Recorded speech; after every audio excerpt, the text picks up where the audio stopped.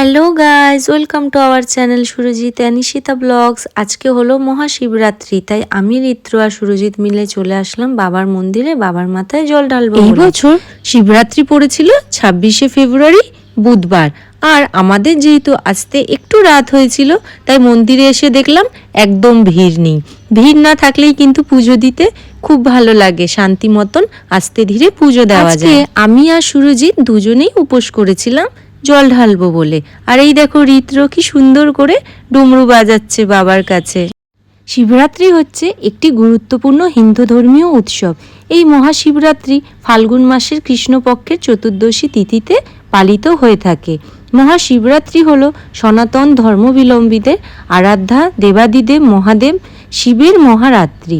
শিবপুরাণ অনুসারে এই রাতেই শিব সৃষ্টির স্মৃতি ও প্রলয়ের মহাতাণ্ডব নৃত্য করেছিলেন। চলো এবার আমি আর সুরজিৎ দুজনে মিলেই মহাদেবের পুজো করে নিই।